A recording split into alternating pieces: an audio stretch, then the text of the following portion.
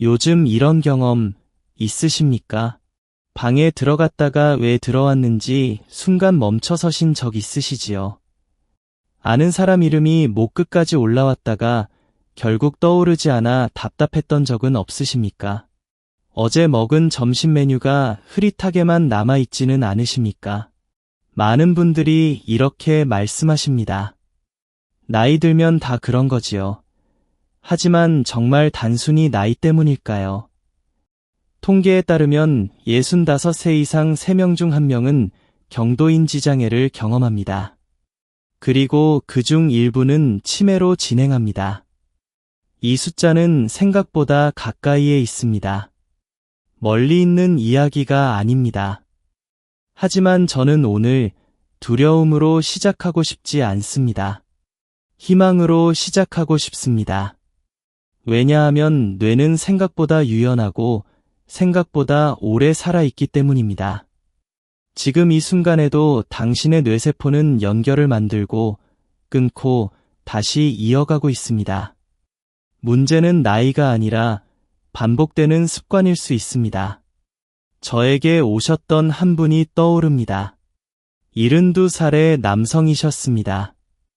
요즘 자꾸 깜빡합니다. 혹시 시작된 것 아닐까요? 그분의 손은 약간 떨리고 있었습니다. 눈빛에는 두려움이 담겨 있었습니다. 검사를 해보니 치매는 아니었습니다.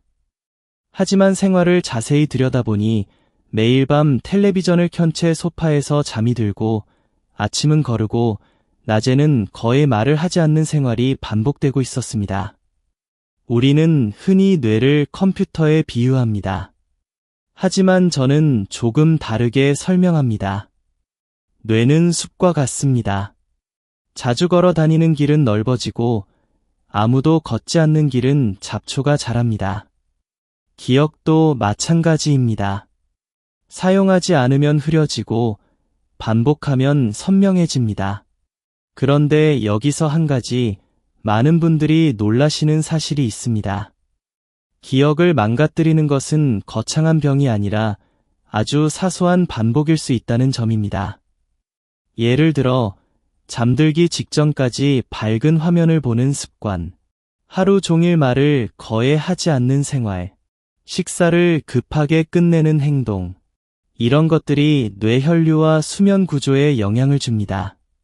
뇌는 체중의 약 2%에 불과하지만 몸 전체 산소의 약 20%를 사용합니다. 그만큼 예민합니다. 산소와 혈당, 수면 리듬에 매우 민감합니다. 그런데 우리는 그것을 너무 쉽게 무시합니다. 혹시 이런 생각 드십니까? 나는 그래도 책도 읽고 뉴스도 보는데 괜찮지 않을까 그럴 수 있습니다. 하지만 정보 소비와 뇌 자극은 다릅니다.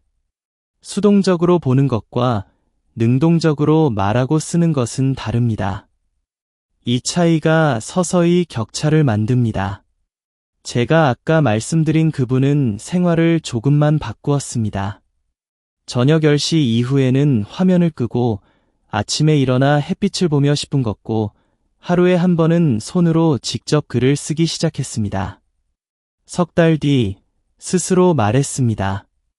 머리가 맑아진 느낌입니다. 검사 수치도 조금 좋아졌습니다. 여기서 중요한 질문 하나 드리겠습니다. 당신의 하루는 뇌를 키우는 방향으로 흐르고 있습니까?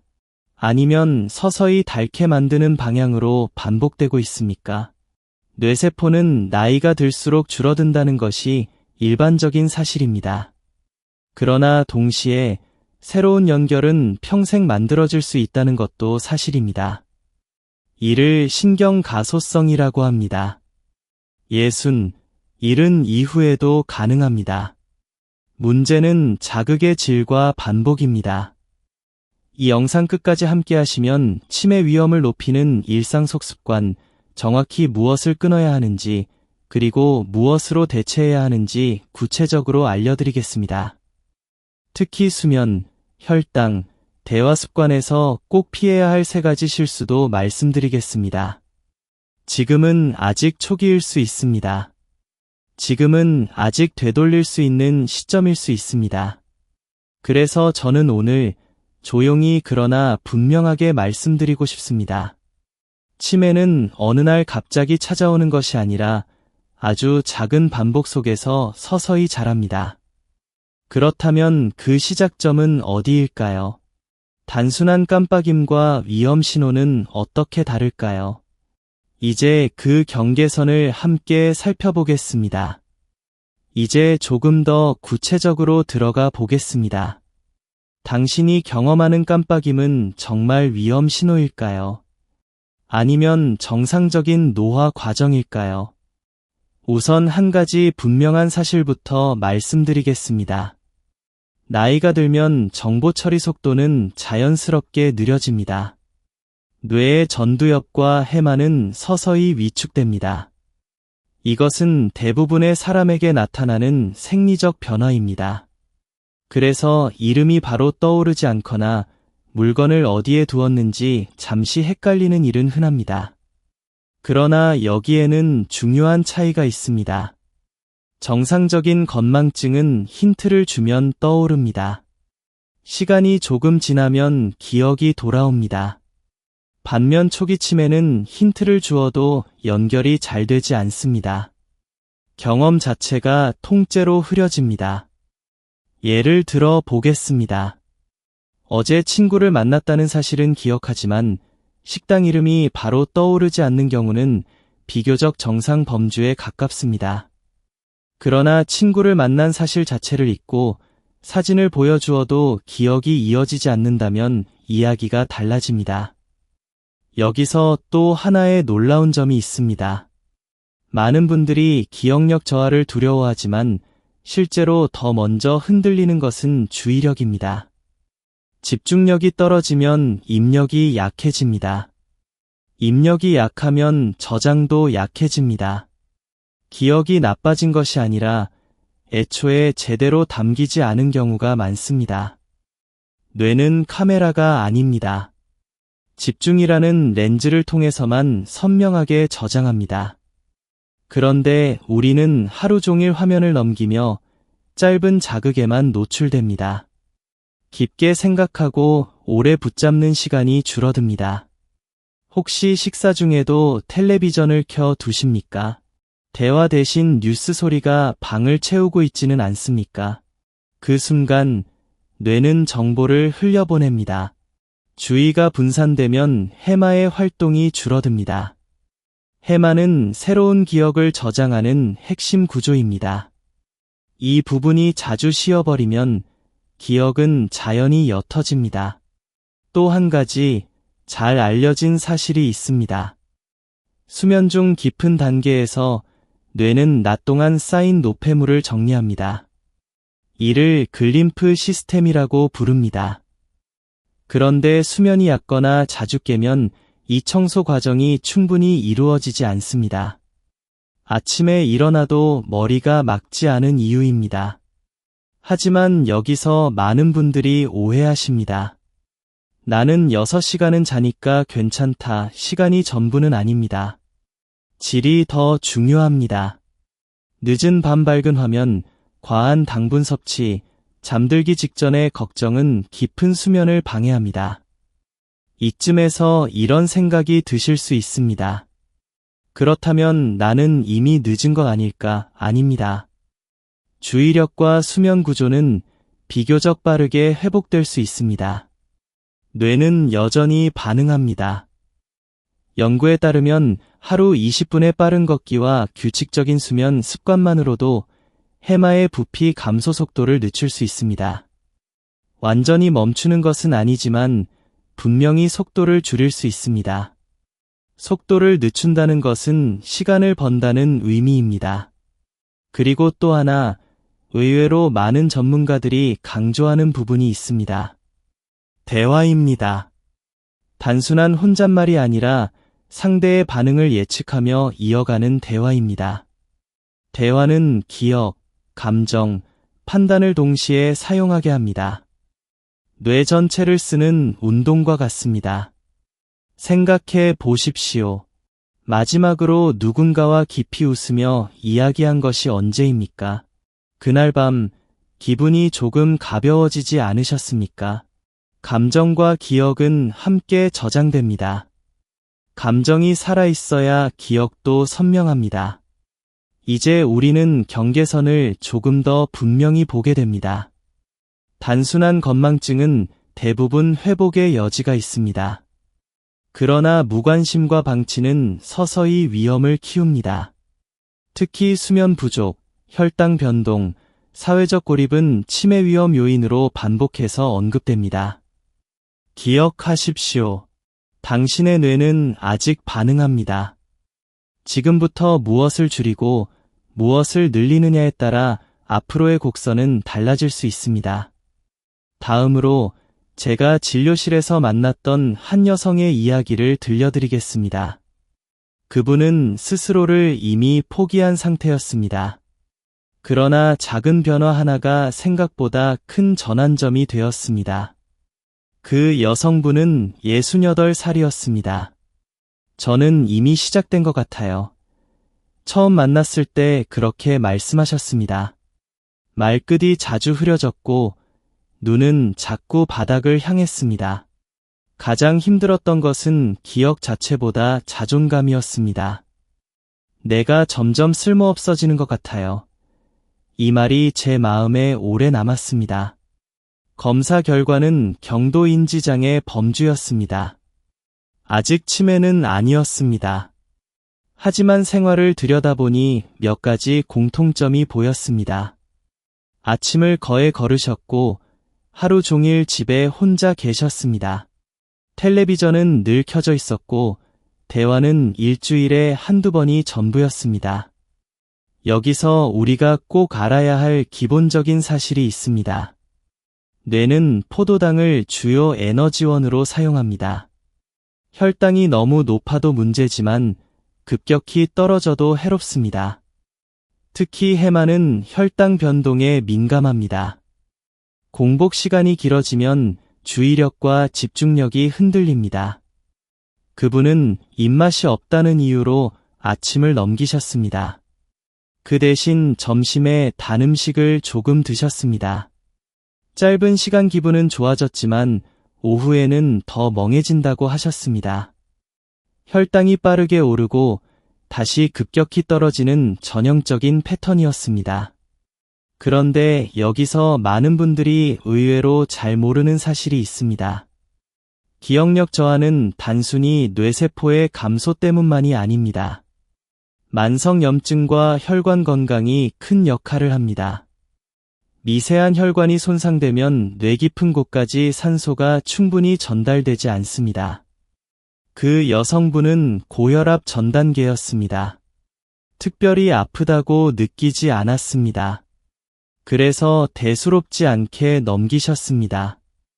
하지만 혈압과 혈당이 미묘하게 흔들리는 상태는 뇌에는 조용한 스트레스가 됩니다. 이제 잠깐 상상해 보십시오. 당신의 뇌 속에 아주 가는 실핏줄이 거미줄처럼 퍼져 있습니다. 그중 일부가 조금씩 탄력을 잃고 있다면 겉으로는 아무 변화가 없어 보여도 기억의 선명도는 서서히 달라집니다. 그 여성분께 저는 거창한 약을 먼저 권하지 않았습니다. 3가지를 제안했습니다. 아침에 소량이라도 단백질을 포함한 식사, 하루에 한 번, 누군가와 10분 이상 대화, 그리고 잠들기 1시간 전 화면 끄기. 그게 다인가요? 처음에는 약간 실망한 표정이었습니다. 하지만 저는 이렇게 말씀드렸습니다. 뇌는 거대한 변화보다 작은 반복에 더 크게 반응합니다. 여기서 하나 짚고 넘어가야 할 논쟁이 있습니다. 어떤 전문가들은 경도인지장애는 대부분 진행된다고 말합니다. 반면 다른 연구들은 생활 개선으로 상당 부분 안정화될 수 있다고 보고합니다. 두 입장이 모두 존재합니다. 중요한 것은 아무것도 하지 않으면 이염 요인이 그대로 남는다는 점입니다. 석 달 뒤 그 여성분은 표정이 달라졌습니다. 요즘은 아침이 덜 무섭습니다. 말수가 조금 늘었고 웃음이 자연스러워졌습니다. 기억력이 완전히 젊어지지는 않았습니다. 그러나 악화 속도는 멈춘 듯 보였습니다. 혹시 당신도 아침이 두렵지는 않으십니까? 또 잊어버리면 어쩌나 마음이 먼저 움츠러들지는 않습니까? 그 두려움이 오히려 주의력을 더 떨어뜨립니다. 긴장은 해마 기능을 일시적으로 억제합니다. 이 지점에서 우리는 중요한 전환점을 맞습니다. 치매는 단순한 기억의 문제가 아니라 생활 리듬과 감정, 혈관과 수면이 얽힌 복합 현상입니다. 그리고 그 복합 구조는 생각보다 일상에 가깝습니다. 다음으로는 많은 분들이 당연하게 여기는 아침 루틴에 대해 이야기해 보겠습니다. 그 습관이 당신의 뇌혈관에 어떤 영향을 주는지 조금 더 깊이 들어가 보겠습니다. 이제 아침으로 돌아가 보겠습니다. 당신의 하루는 어떻게 시작됩니까? 눈을 뜨자마자 휴대전화를 확인하십니까? 아니면 급히 세수만 하고 아무것도 먹지 않은 채 하루를 시작하십니까? 아침은 단순한 시간대가 아닙니다. 뇌 혈류와 호르몬 리듬이 재정렬되는 순간입니다. 기상 직후 코르티솔이 자연스럽게 상승합니다. 이 호르몬은 우리를 깨우고 집중하게 만듭니다. 하지만 이때 과도한 스트레스 자극이나 강한 빛 자극이 더해지면 각성은 과해지고 피로는 빨리 찾아옵니다. 많은 분들이 아침에 가장 먼저 하는 행동이 밝은 화면을 들여다보는 것입니다. 짧은 뉴스, 자극적인 영상, 쉴 새 없이 움직이는 글자들. 뇌는 완전히 깨어나기 전에 과부하를 받습니다. 이때 주의 네트워크가 빠르게 소모됩니다. 여기서 한 가지 의외의 사실이 있습니다. 아침의 첫 자극이 하루 집중력의 방향을 결정합니다. 조용한 빛, 천천히 움직이는 몸, 간단한 대화는 전두엽을 부드럽게 깨웁니다. 반면 강한 시각 자극은 주의를 분산시키는 회로를 먼저 활성화합니다. 또 하나 중요한 요소가 있습니다. 아침 식사입니다. 뇌는 밤새 공복 상태를 유지합니다. 기상 후 적절한 영양 공급이 이루어지지 않으면 혈당이 낮은 상태로 오전을 보내게 됩니다. 이때 집중력 저하와 기억력 흔들림이 나타날 수 있습니다. 그러나 여기서도 오해가 있습니다. 아침을 많이 먹는 것이 답은 아닙니다. 과도한 당분 위주의 식사는 혈당을 급격히 올립니다. 잠시 기운이 나는 듯하다가 금세 가라앉습니다. 이 롤러코스터 같은 변동이 해마에 스트레스를 줍니다. 한 연구에서는 혈당 변동폭이 큰 노년층에서 인지 기능 저하 속도가 더 빠르게 나타났다고 보고했습니다. 혈관 내피 기능이 영향을 받기 때문입니다. 뇌는 작은 혈관까지 섬세하게 의존합니다. 미세한 손상도 장기적으로는 차이를 만듭니다. 잠깐 스스로에게 질문해 보십시오. 아침에 드시는 음식은 천천히 흡수되는 단백질과 섬유질이 포함되어 있습니까? 아니면 달콤하고 부드러운 음식 위주입니까? 입안에서 사르르 녹는 음식은 뇌에도 빠르게 사라집니다. 또 한 가지, 많은 분들이 운동은 오후에 몰아서 하려 합니다. 하지만 아침의 가벼운 움직임은 뇌혈류를 즉각적으로 증가시킵니다. 단 10분의 햇빛 산책만으로도 세로토닌 분비가 촉진됩니다. 이 물질은 기분뿐 아니라 기억 형성에도 관여합니다. 여기서 전문가들 사이에 의견 차이가 있습니다. 어떤 연구는 아침 운동이 인지 기능에 더 유리하다고 보고합니다. 다른 연구는 시간대보다 꾸준함이 더 중요하다고 말합니다. 저는 이렇게 정리합니다. 시간대가 완벽할 필요는 없습니다. 그러나 아침의 리듬을 망치지 않는 것이 우선입니다. 아침에 급하게 뉴스를 보고 불안한 감정으로 하루를 시작하면 스트레스 호르몬이 높게 유지됩니다. 만성 스트레스는 해마 신경세포 연결을 약화시킬 수 있습니다. 이는 동물 연구에서도 반복적으로 관찰된 사실입니다. 생각해 보십시오. 아침 공기가 코끝을 스칠 때 조용히 숨을 들이마신 경험이 언제입니까? 그 몇 초가 뇌에는 신호가 됩니다. 안전하다. 준비되었다. 이 안정 신호가 쌓이면 주의력은 오래 갑니다.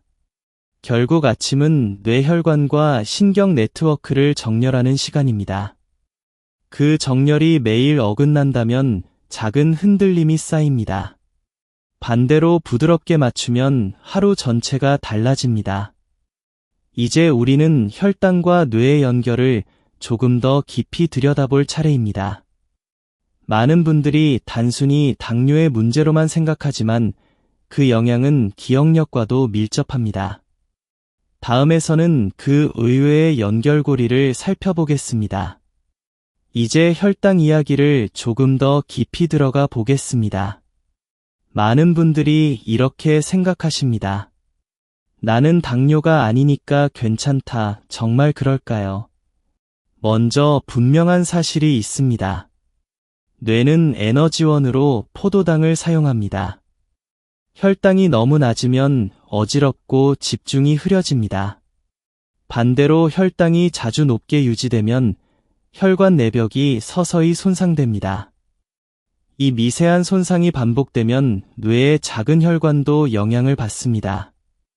최근 연구에서는 제2형 곡선 관계가 제시됩니다. 너무 낮아도 너무 높아도 위험이 증가합니다.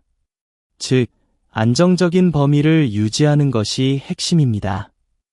특히 노년기에는 혈당 변동폭이 더 중요합니다. 급격한 오르내림이 해마 기능에 부담을 줍니다. 여기서 많은 분들이 놀라는 사실이 있습니다. 단 음식을 많이 먹지 않아도 정제된 탄수화물이 혈당을 빠르게 올릴 수 있습니다. 흰 빵, 달지 않은 과자, 부드러운 떡이나 면류도 마찬가지입니다.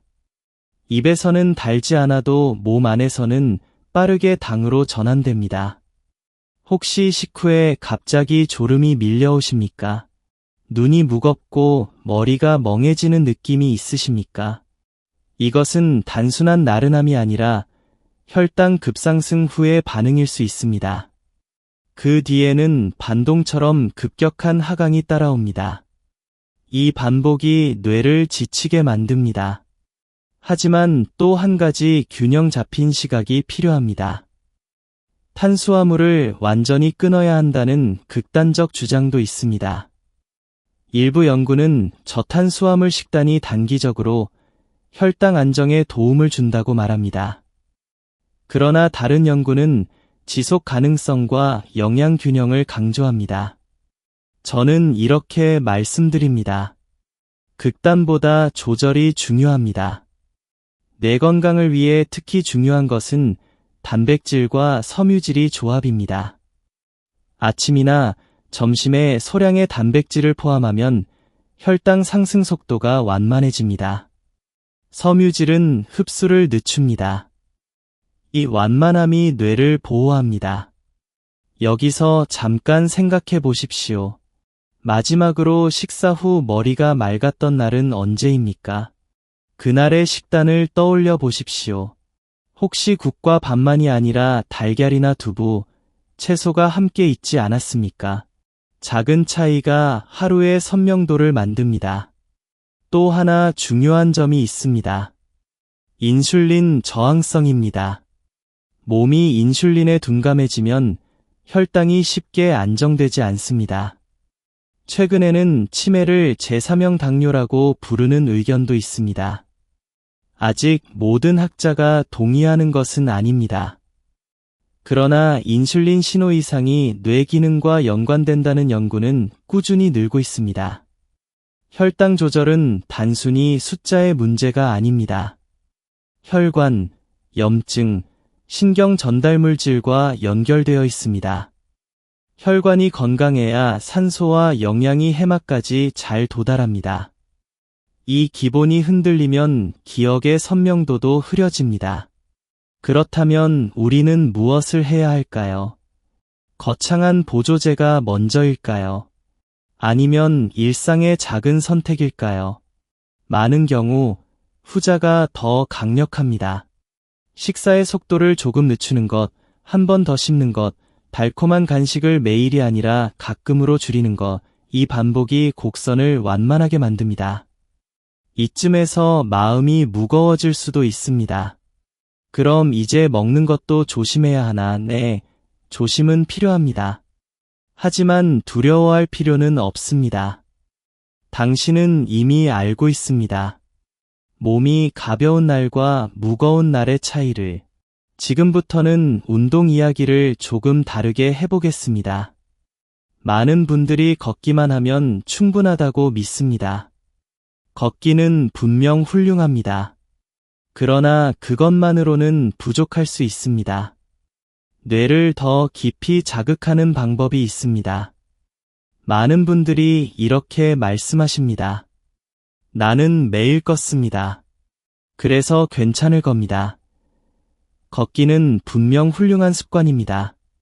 심폐 기능을 유지하고 혈관 탄력을 돕습니다.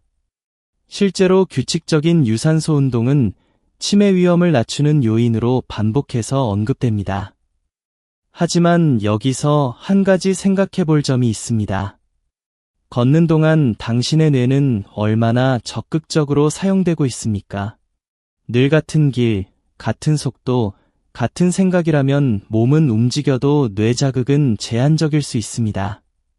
뇌에는 여러 영역이 있습니다. 그중 전두엽은 계획과 판단을 담당합니다. 측두엽은 언어와 기억에 관여합니다. 손에는 균형과 정교한 움직임을 조절합니다. 단순 반복 운동은 주로 자동화 회로를 사용합니다. 익숙해질수록 에너지 소비가 줄어듭니다. 여기서 의외의 사실이 있습니다. 조금 낯선 움직임이 뇌를 더 자극합니다. 예를 들어 평소와 다른 길을 걷는 것, 걸으면서 간단한 암산을 해보는 것, 양손을 다르게 움직이며 리듬을 맞추는 것. 이 작은 변화가 신경 연결을 활성화합니다. 연구에 따르면 이중 과제 훈련, 즉 움직임과 인지 활동을 함께하는 훈련은 노년층의 균형 능력과 인지 기능을 동시에 향상시킬 수 있습니다. 완벽하지 않아도 됩니다. 약간의 실수가 오히려 자극이 됩니다. 혹시 이런 경험 있으십니까? 익숙한 길을 걷다가도 오늘은 유난히 공기가 선명하게 느껴진 날. 그날은 아마 마음이 깨어 있었을 것입니다. 주의를 기울이면 같은 길도 달라집니다. 이것이 뇌 자극입니다. 하지만 여기서 또 한 가지 균형이 필요합니다. 무리한 운동은 오히려 스트레스 호르몬을 높일 수 있습니다. 특히 수면이 부족한 상태에서 과도한 강도는 피로를 누적시킵니다. 운동은 자극이지만 회복이 함께 가야 합니다. 많은 전문가들이 강조하는 또 다른 요소는 근력입니다. 근육은 단순히 몸을 지탱하는 조직이 아닙니다. 근육 활동은 마이오카인이라는 물질을 분비합니다. 이 물질은 뇌에 긍정적인 신호를 보낼 수 있습니다. 근력 운동이 인지 기능 유지에 도움이 된다는 연구가 늘고 있습니다. 그렇다면 헬스장에 가야 합니까? 반드시 그럴 필요는 없습니다. 의자에서 일어났다 앉기, 벽을 밀며 팔에 힘주기, 가벼운 아령 들기, 집안에서도 충분히 가능합니다. 이제 여기서 한 가지 제안을 드리고 싶습니다. 이 영상이 도움이 된다고 느끼신다면 주변의 부모님이나 친구에게도 공유해 주십시오. 혼자만 알고 있기보다 함께 실천할 때 변화는 더 오래 갑니다. 운동은 뇌에 산소를 공급합니다. 산소는 신경세포의 생존에 필수적입니다. 그러나 단순 산소 공급을 넘어서 새로운 연결을 만드는 자극이 필요합니다. 낯설m, 도전, 약간의 집중. 이 세 가지가 더해질 때 뇌는 다시 배우기 시작합니다. 잠깐 생각해 보십시오. 최근에 처음 해본 일이 무엇입니까? 새로운 요리를 해보셨습니까? 낯선 사람과 대화를 시도하셨습니까? 그 작은 시도가 전두엽을 깨웁니다. 걷기는 기본입니다. 그러나 기본 위에 조금의 변화와 도전을 얹으십시오. 그것이 뇌를 지키는 다음 단계입니다. 이제 우리는 밤으로 넘어가 보겠습니다. 하루 중 뇌가 가장 조용히 일하는 시간. 많은 분들이 놓치고 있는 수면의 숨은 역할을 이야기해 보겠습니다. 이제 밤으로 가 보겠습니다. 하루를 마치고 침대에 누웠을 때 당신의 뇌는 쉬고 있을까요? 아니면 또 다른 일을 시작하고 있을까요? 먼저 분명한 사실이 있습니다. 잠은 단순한 휴식이 아닙니다. 깊은 수면 단계에서 뇌는 낮 동안 쌓인 노폐물을 정리합니다. 이 과정은 기억을 정리하고 강화하는 데도 관여합니다. 특히 해마에 임시 저장된 정보가 대뇌피질로 옮겨지는 과정이 밤에 활발합니다. 그런데 많은 분들이 잠드는 직전까지 화면을 봅니다. 밝은 빛은 멜라토닌 분비를 억제합니다. 멜라토닌은 수면을 유도하는 호르몬입니다. 분비가 늦어지면 깊은 수면에 들어가는 시간도 늦어집니다. 겉으로는 6시간 잔 것 같아도 질은 다를 수 있습니다. 여기서 놀라운 사실 하나가 있습니다. 깊은 수면이 줄어들면 뇌의 청소 시스템 효율도 떨어질 수 있습니다. 이 시스템은 뇌척수액의 흐름을 통해 노폐물을 배출합니다. 일부 연구에서는 수면 부족이 특정 단백질 축적과 관련이 있다고 보고합니다. 아직 모든 인과관계가 완전히 규명된 것은 아니지만 수면의 중요성은 점점 강조되고 있습니다. 혹시 밤에 자주 깨십니까? 화장실을 여러 번 다녀오십니까? 아니면 걱정이 머리를 떠나지 않습니까? 그 순간 뇌는 휴식을 충분히 얻지 못합니다. 다음 날 집중력은 흐려지고 기억의 선명도도 낮아집니다. 하지만 여기서 중요한 균형이 필요합니다. 노년기에 수면 시간이 줄어드는 것은 어느 정도 자연스러운 변화입니다. 문제는 시간보다 구조입니다. 짧더라도 깊은 단계가 확보되면 뇌는 어느 정도 회복할 수 있습니다. 전문가들 사이에서는 낮잠의 역할에 대한 논쟁도 있습니다. 짧은 낮잠은 집중력에 도움을 줄 수 있다는 연구가 있습니다. 그러나 길고 늦은 낮잠은 밤 수면을 방해할 수 있습니다.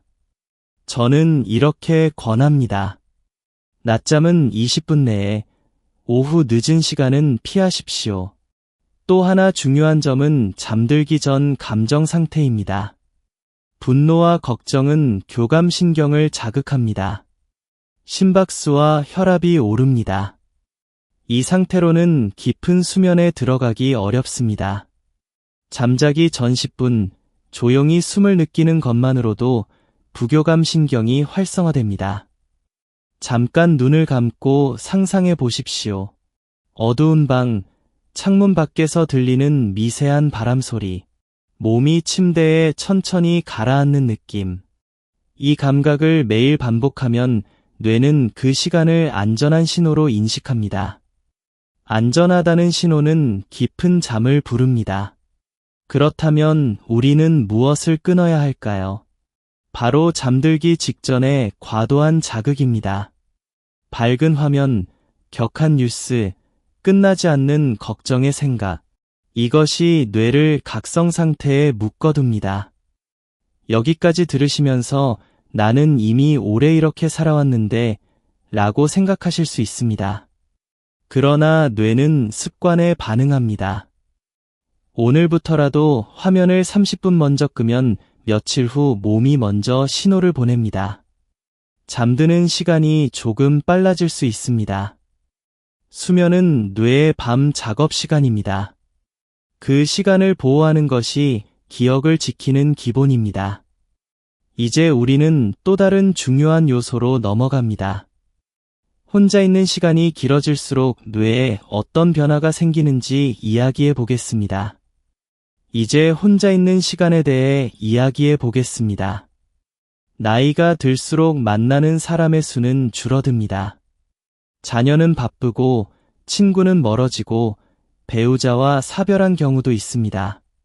조용한 집안에서 하루가 흘러갑니다. 먼저 분명한 사실이 있습니다. 사회적 고립은 인지 저하의 위험 요인으로 여러 연구에서 언급됩니다. 대화와 교류는 단순한 감정 문제가 아닙니다.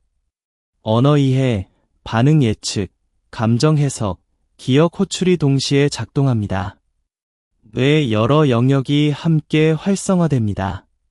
그런데 여기서 많은 분들이 오해하십니다. 나는 텔레비전을 보니까 외롭지 않다. 물론 화면 속소리는 공간을 채웁니다. 그러나 일방향 자극은 상호작용과 다릅니다. 뇌는 반응을 예상하고 조정할 때 더 깊이 작동합니다. 연구에 따르면 의미 있는 대화를 자주 나누는 노년층은 그렇지 않은 집단보다 인지 기능 저하 속도가 느린 경향을 보입니다. 물론 이것이 절대적인 보호막은 아닙니다. 그러나 분명한 경향은 있습니다. 여기서 의외의 사실 하나를 말씀드리겠습니다. 대화의 길이보다 질이 중요합니다. 짧더라도 감정이 담긴 교류가 더 강한 자극이 됩니다. 날씨 이야기만 반복하는 것보다 과거 추억을 함께 떠올리는 대화가 해마를 더 자극합니다. 혹시 최근에 누군가와 오래전 기억을 이야기해 본 적이 있으십니까? 그 순간 눈빛이 달라지지 않았습니까? 기억을 꺼내고 정리하고 말로 표현하는 과정은 뇌의 여러 회로를 동시에 사용합니다. 이것은 일종의 인지 운동입니다. 하지만 또 하나의 균형이 필요합니다. 억지로 많은 사람을 만나야 한다는 압박은 오히려 스트레스가 될 수 있습니다. 스트레스는 코르티솔을 높이고 해마 기능을 일시적으로 억제합니다. 따라서 편안함이 전제되어야 합니다. 전문가들 사이에서도 사회활동의 종류에 대한 논쟁이 있습니다. 봉사활동, 동호회 참여, 종교 모임 등이 인지 보호에 도움이 된다는 연구가 있습니다.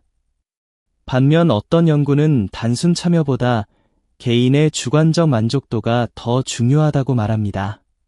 저는 후자의 관점에 더 무게를 둡니다.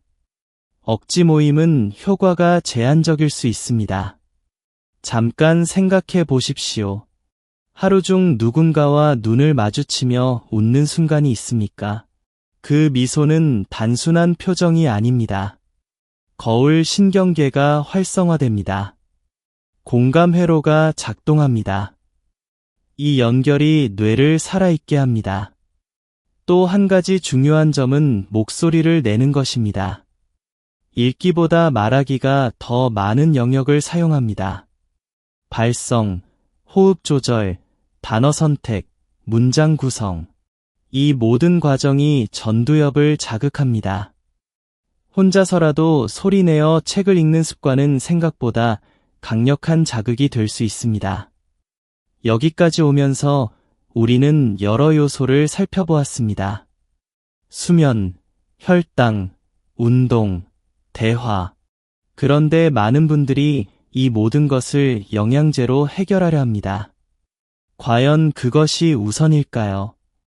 다음에서는 약보다 먼저 고쳐야 할 것에 대해 조금 더 솔직하게 이야기해 보겠습니다.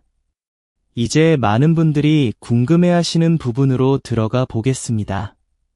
그렇다면 어떤 영양제를 먹어야 합니까? 진료실에서도 가장 자주 듣는 질문입니다. 먼저 분명한 사실이 있습니다. 특정 영양소 결핍은 인지 기능에 영향을 줄 수 있습니다. 예를 들어 비타민 B12 부족은 기억력 저하와 관련이 있습니다.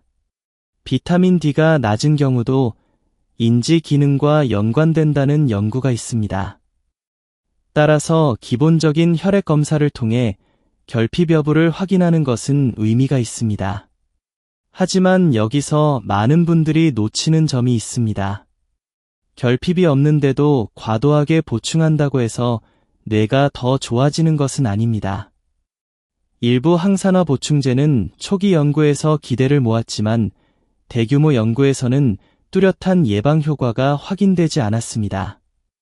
오메가3 지방산 역시 논쟁이 있습니다. 어떤 연구는 인지 저하 위험 감소를 보고합니다. 다른 연구는 명확한 차이를 보이지 않습니다. 이 차이는 연구 대상, 기간, 용량에 따라 달라집니다. 즉, 단순한 만능 해답은 없습니다. 그렇다면 왜 많은 사람들이 보조제에 기대를 걸까요? 눈에 보이는 형태이기 때문입니다. 캡슐 하나는 손에 잡힙니다. 반면 수면 습관, 대화, 식사 속도는 형태가 없습니다. 그러나 실제 영향력은 후자가 더 큽니다. 뇌 건강의 기본은 혈관입니다. 혈압, 혈당, 콜레스테롤이 안정적이어야 미세혈관이 보호됩니다. 혈관이 건강하면 산소와 영양이 해마까지 원활히 도달합니다. 이 기본이 흔들리면 어떤 보조제도 한계가 있습니다. 여기서 잠깐 스스로에게 질문해 보십시오. 최근에 혈압을 측정한 적이 언제입니까? 아침 혈압과 저녁 혈압을 비교해 보셨습니까? 작은 수치 차이가 뇌에는 장기적 신호가 됩니다. 또 하나 중요한 것은 구강 건강입니다.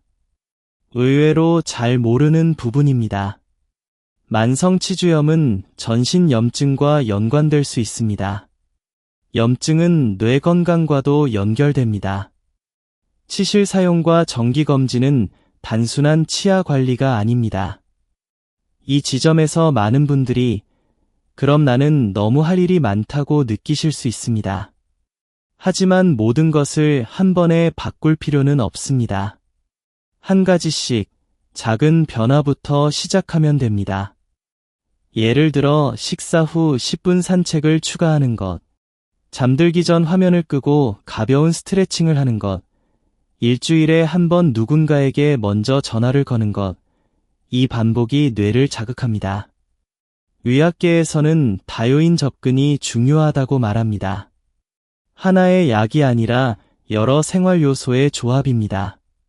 최근 연구에서도 식단, 운동, 인지훈련, 혈관 관리가 함께 이루어질 때 인지 기능 유지에 더 긍정적 결과가 나타났습니다.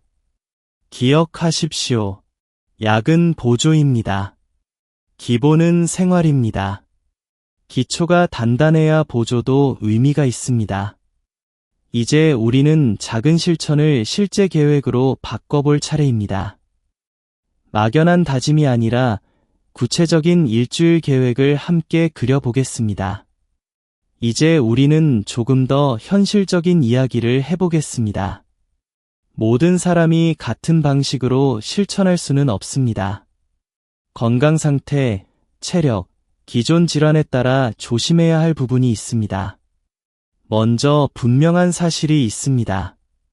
고혈압, 당뇨, 심장 질환이 있는 경우 운동 강도와 식단 변화는 의료진과 상의하는 것이 안전합니다. 특히 갑작스러운 고강도 운동은 심혈관 부담을 줄 수 있습니다. 천천히, 점진적으로 늘리는 것이 원칙입니다. 여기서 많은 분들이 간과하는 점이 있습니다. 수면제를 장기간 복용하는 경우 수면 구조가 달라질 수 있습니다. 일부 약물은 깊은 수면 단계를 줄일 수 있습니다. 물론 필요에 따라 복용해야 할 때도 있습니다. 그러나 용량과 기간은 정기적으로 점검해야 합니다.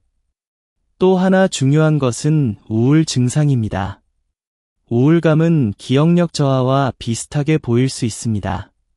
집중이 안 되고 의욕이 떨어지고 모든 것이 흐릿하게 느껴집니다. 이를 가성치매라고 부르기도 합니다. 치료가 이루어지면 인지 기능이 상당 부분 회복되는 경우도 있습니다. 전문가들 사이에서는 인지 훈련 프로그램의 효과에 대한 논의도 있습니다. 컴퓨터 기반 훈련이 특정 기능을 향상시킬 수 있다는 연구가 있습니다. 그러나 일상 기능 전반으로 확장되는지에 대해서는 여전히 의견이 나뉩니다. 따라서 특정 프로그램에 과도한 기대를 두기보다 생활 전반의 균형을 보는 것이 중요합니다. 잠깐 생각해 보십시오. 당신의 하루 중 가장 피곤한 시간은 언제입니까? 그 시간에 무리한 자극을 더하고 있지는 않습니까? 몸이 보내는 신호를 무시하면 뇌도 함께 지칩니다. 또 하나 주의해야 할 것은 극단적 식단입니다. 갑자기 식사를 과도하게 줄이거나 특정 영양소를 완전히 배제하면 영양 불균형이 생길 수 있습니다.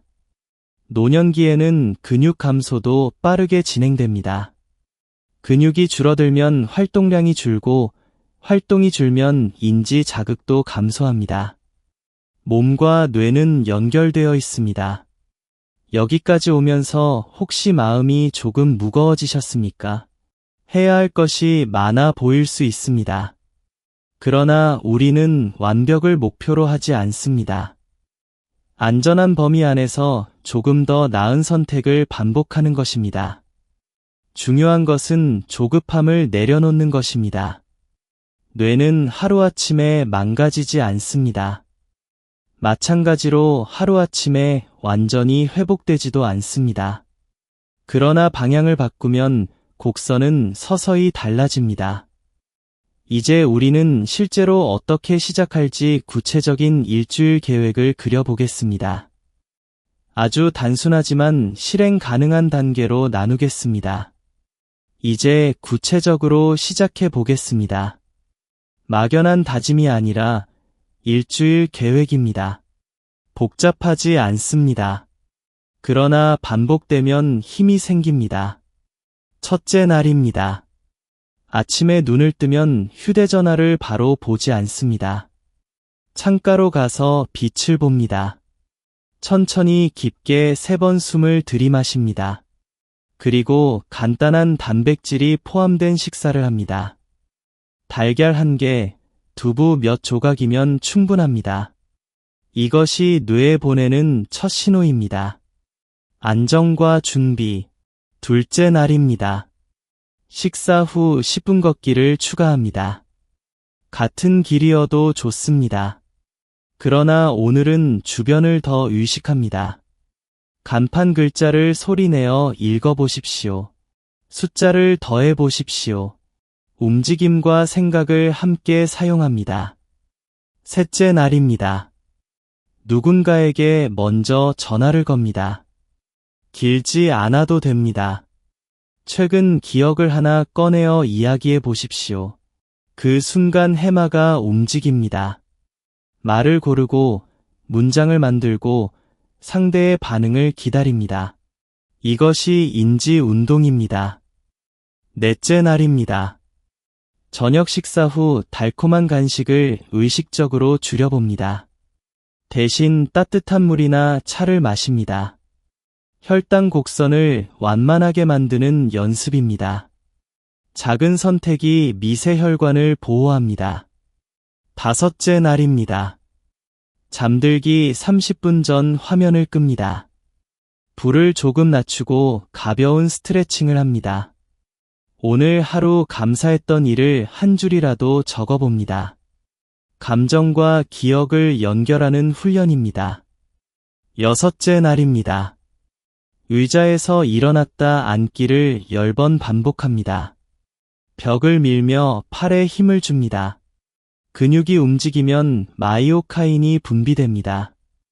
이 물질은 뇌에 긍정적인 신호를 보냅니다.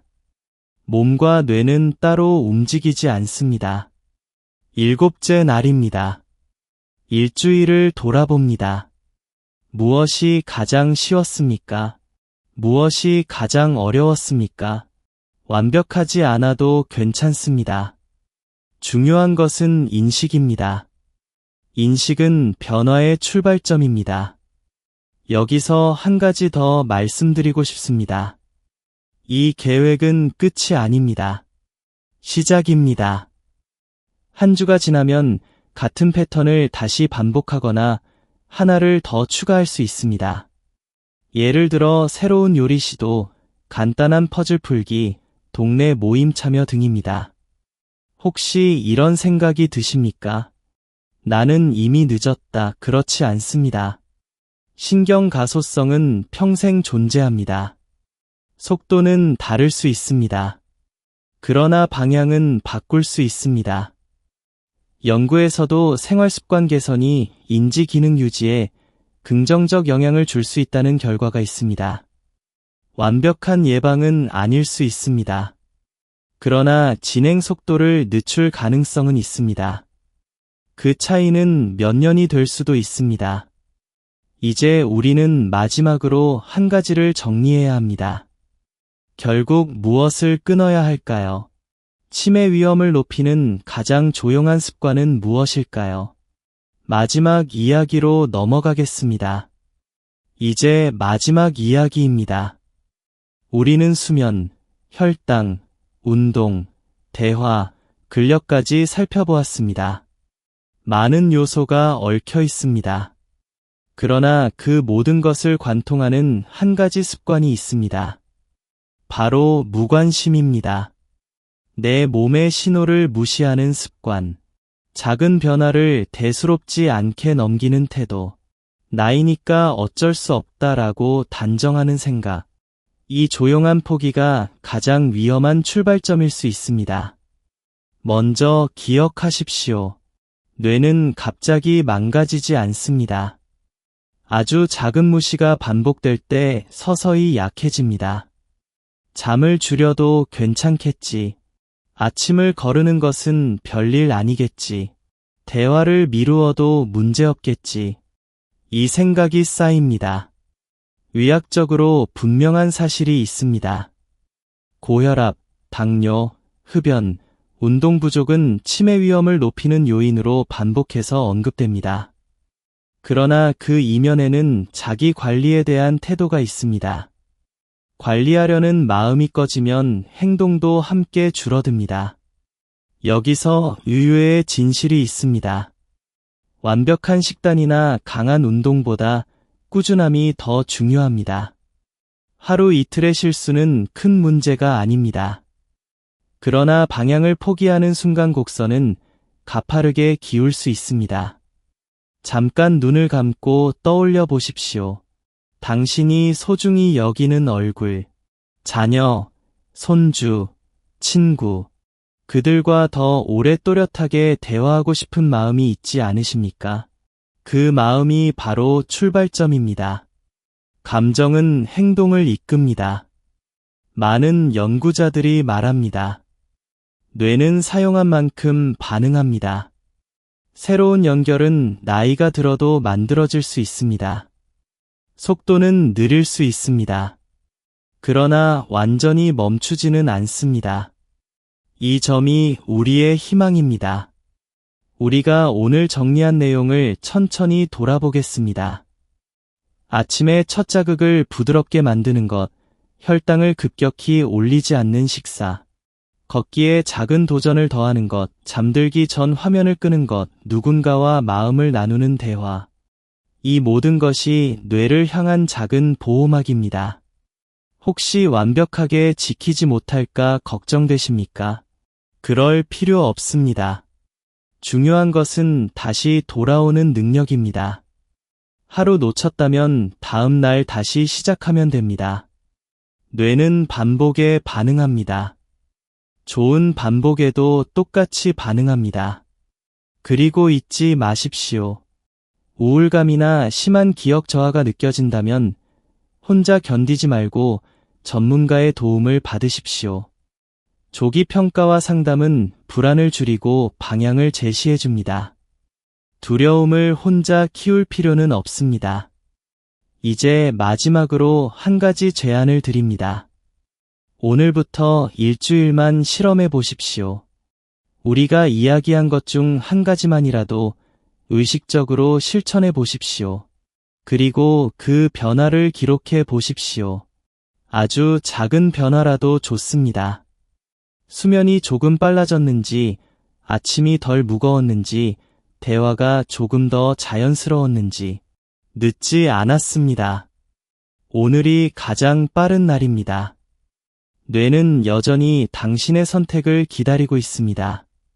무관심을 끊고 관심으로 방향을 바꾸는 순간 그 변화는 이미 시작됩니다. 댓글에 데이 17 챌린지 시작이라고 남겨주십시오. 혼자가 아니라는 것을 느끼는 것만으로도 뇌는 안도합니다. 서로의 경험을 나누며 작은 변화를 함께 이어가십시오. 지금까지 당신의 곁에서 이야기해온 의사이자 동반자였습니다. 다음 시간에도 또렷한 내일을 위해 함께하겠습니다.